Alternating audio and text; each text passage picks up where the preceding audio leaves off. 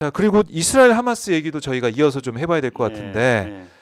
저희 지난주에도 얘기했지만 국제사회가 역할을 해야 된다. 음. 지금 가자 지구에서 주민들이 너무 많은 피해를 입고 있다. 이렇게 네. 얘기를 했어요. 뭐 사망자도 13,000명이 넘었다.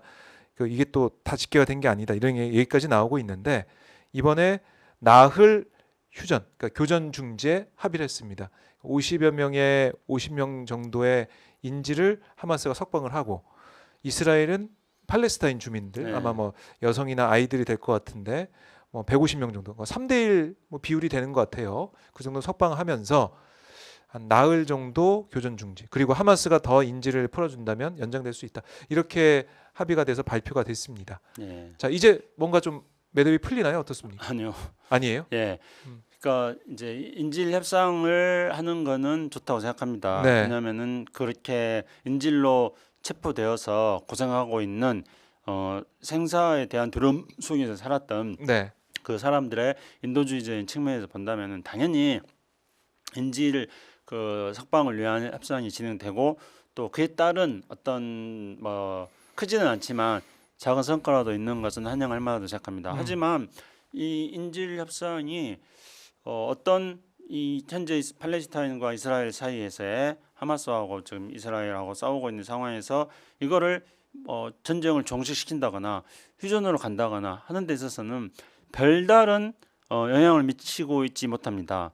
왜냐하면은 이스라엘의 조금 제가 세게 말한다면은 이스라엘의 그 질주 브레이크 없는 질주 이거를 멈추지 지금 못하고 있습니다. 아, 그래서 이스라엘은 이제 가자지구 지금 가자지구 북부 지역 지금 계속 폭격하고 있고 네. 그리고 심지어 이제 가자지구 지금 남부 지역까지 완전히 장악하는 것을 목표로 이스라엘이 군사작전을 구상하고 있다.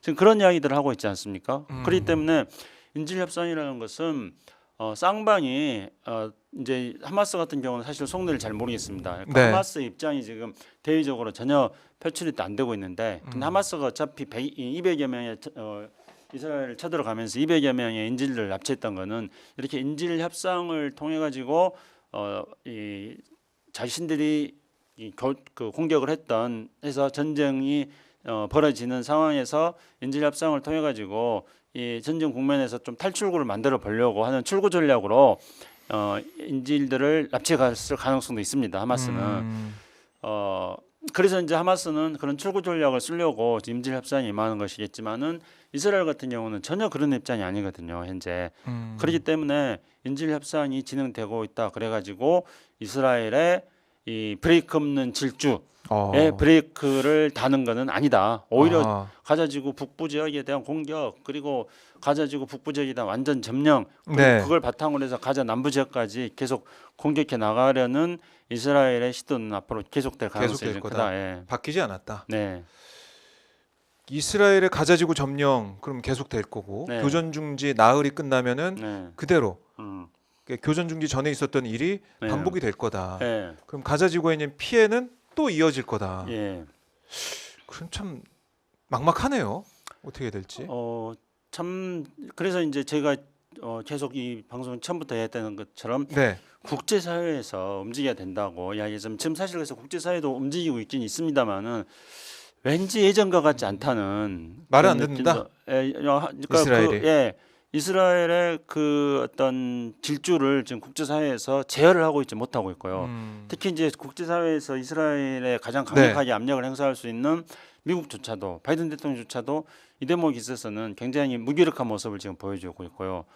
그리고 이제 중동의 국가들, 그러니까 팔레스타인 문제를 뭐 와 관련이 되어 예, 있는 관심을 가졌던. 중동 국가들. 그러니까 네. 이제 과거에는 팔레스타인 문제 때문에 결국은 중동 국가들하고 아랍 전쟁이 있지 않았습니까? 이제 중동 전쟁, 중동 1차, 전쟁을 2차, 했죠. 3차, 4차 중동 전쟁이었는데 지금은 이 중동 전쟁으로 가지 않고 현재 지금 팔레스타인하고 지금 이스라엘하고의 전쟁, 특히 하마스. 근데 이제 우리가 개전 초기에도 저는 이게 헤즈볼라하고 네. 만약에 이스라엘이 그 가자지구를 이렇게 폭격하게 될 경우에는 헤즈볼라하고 전선이 확대될 거라는 그런 많은 사람들이 그렇게 예측했고 저도 그걸 굉장히 많이 강조를 했습니다. 첫 번째 때 제가 이제 강조했던 거였습니다. 왜냐하면 네. 헤즈볼라 입장에서는 이스라엘의 후방에서 북부 지역에서 제2전선을 형성해가지고 그렇게 해서 이스라엘을 분산시켜서 하마스를 지원해 주려는 그런 것들을 할 수 있겠다 했는데 헤즈볼라도 그렇게 하고 있지는 않습니다. 물론 네. 이제 교전이 부분적으로 아주 소규모로 일어나고 있습니다만 있는데, 전면적으로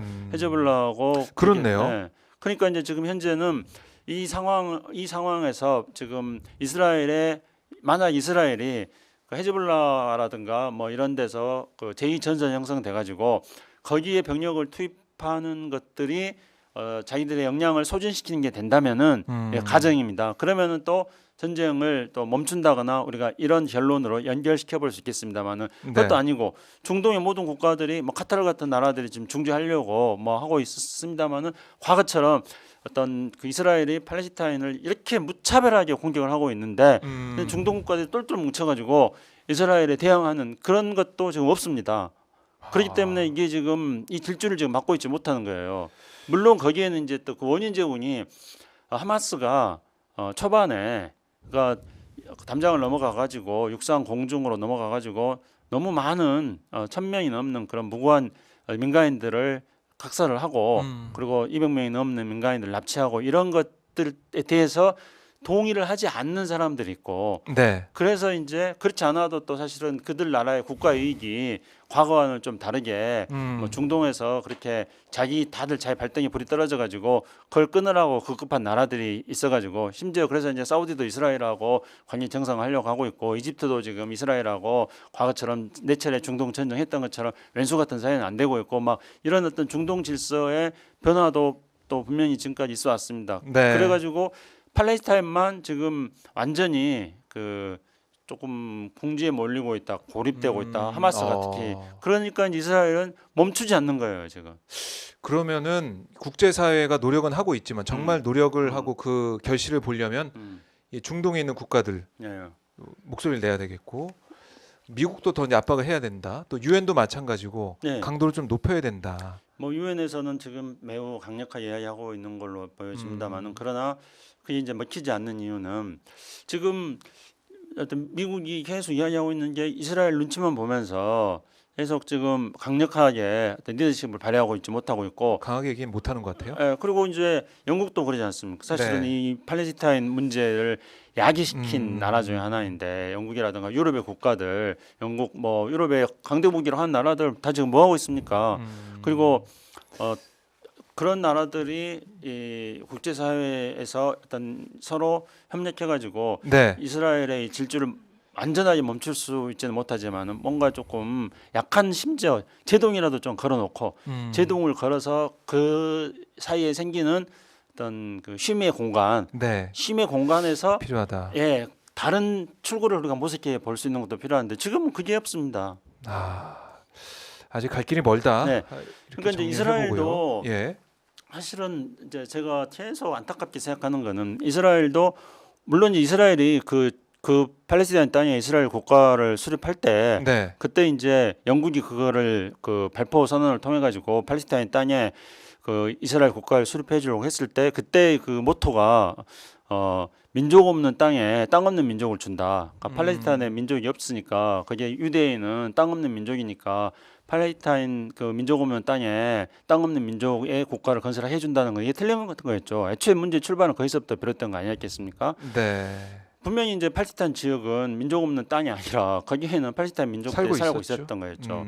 그래서 거기에 이제 이스라엘이 건국된 것에서부터 뿌리지만 그러나 이제 또 건국되고 나서 그 이후에 또 굉장히 많은 것들이 서로 꼬입니다. 근데 네. 이제 이스라엘도 사실은 이제 그렇게 해가지고 팔레스타인 땅에다가 이스라엘 국가를 건설했는데 이스라엘이 팔레스타인 땅에 국가를 건설할 때 지금 이 이스라엘처럼 지금 네타냐후 같은 이런 정말 극악무도한 이런 국가를 운영하려고 그 이스라엘 사람들이 유대인들이 팔레스타인 땅에다가 이스라엘 국가를 건설한 건 아니었습니다. 네. 그러니까 이스라엘에서 그 이제 헤르칠이라고 지난 시간에 잠깐 말씀드린 적이 있었던 것 같습니다만은, 그러니까 이제 프랑스에서 이른바 이제 드레피스 사건이 났을 때, 그랬을 때 그 헤르칠 같은 사람들은 야 이렇게 프랑스 같이 혁명을 거쳐서 자유평등 박의 정신이 투철한 나라에서조차도 이렇게 유대인을 탄압하니까 이제 팔레스타인에서 자기 나라를 만들겠다. 그래서 이제 그게 시오니즘이지 않습니까? 근데 네. 그래서 이제 그 헤르첼 같은 사람이 그런 시오니즘 운동을 펼치고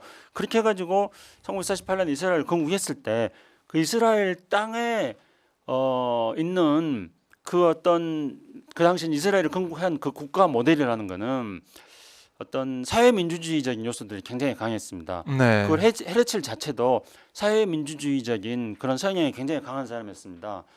그래서 지금의 이 네타냐후하고는 전혀 다른 그 그 당시와는 또 달랐군요. 그렇죠. 그래서 이제 헤르첼이라는 사람 같은 경우는 저기 빈 대학을 나왔는데요. 네. 헤르첼이 빈 대학 오스트리아에서 그 빈 대학을 나온 일종의 이제 뭐 계몽주의자라 그럴까 하여튼 뭐 그런 사회민주주의적인 또 노선을 가지고 있는 사람이었습니다.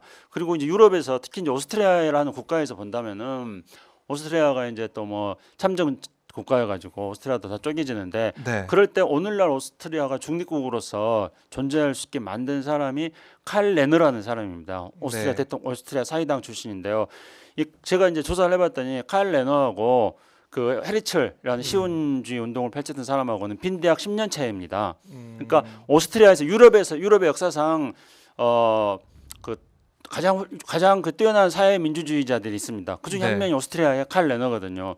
독일의 그 누구죠? 동방 정책을 펼쳤던 독일 갑자기 생각이 나는 이름이 유명한 사람인데 네. 그런 사람들과 함께 이제 대표적인 유럽의 사회 민주주의자들인데 헤르첼은 그 시오니즘 운동을 펼쳤던 헤르첼은 그런 오스트리아의 사회 민주주의자고 오스트리아의 사실 국부와 가까운 사람인데 이런 사람하고도 굉장히 그 어떤 빈 대학을 다니면서 같은 어떤 생각을 가지고 교류했을 수 있다 그렇게 생각해 보는데, 그러니까 이런 사람들이 이스라엘이라는 국가를 세울 때는 그 뭐 주인 있는 땅에 들어간 건 잘못이지만은 그들이 지금과 같은 이걸 만들려고는 하지 않았어요.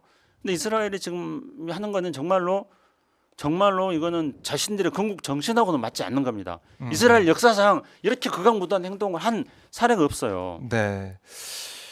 자, 이제 하마스 기습 공격이 시작된 이스라엘 하마스 이 전쟁 이 상황 교전 중지까지는 갔지만 아직까지 갈 길이 멀다라고 정리를 해 보겠고요. 자, 빌리 브란트라고. 빌리 브란트 먼저. 빌리 우리 브란트라는 김은중님께서 댓글로 맞아요. 빌리. 고맙습니다. 네, 역시. 감사합니다. 김우중님 감사합니다. 그러니까 김은중님. 빌리 브란트라든가 오스트리아 이렇게 독일의 빌리 브란트, 오스트리아의 어떤 그 칼 레너 이런 사람들이 유럽 역사에서 굉장히 훌륭한 사회 민주주의자들이거든요. 근데 그 시오니즘을 꿈꾸면서 팔레스타인 땅에다가 유대 국가를 만들어야겠다고 생각했던 그 이스라엘의 국부와 같은 사람이 바로 헤르첼입니다. 네. 그러니까 헤르첼이 제가 말씀드리지만 그 주인인 땅에 가서 나라를 세운 것은 영국의 그런 잘못된 정책도 있고 네. 애초부터 잘못된 것입니다. 근데 어쨌든지 간에 그들이 거기다가 이스라엘 국가를 건설할 때는 지금과 같은 이 국가를 만들려고 한 게 아니라니까요. 그러니까 건국 정신하고 지금 전혀 상관돼 일치하지 않는 그런 짓거리를 지금 현재 네. 이스라엘에 지금 하고 있는 겁니다. 그러니까 이스라엘은 국제사회에서 지지를 받고 있지 못하는 거예요. 자기들이 피해자라고만 생각하는 거예요. 네. 자기들이 어떤 가해를 했는가 이런 것들은 생각하지 않고 자기들이 피해자다 생각하고 계속, 그러니까 하마스가 분명히 어떤 잘못된 그 유발을 한 거는 맞습니다만은 네. 거기에 대한 이스라엘이 정책에 대해서 국제사회가 동의를 안 하는 거예요. 해도 너무한다. 아하. 이런 거잖아요. 그렇게 국제사회 여론은 네. 만들어지고 있고 이스라엘에 대한 비판의 목소리는 크다. 이렇게 정리를 해보도록 하겠고요.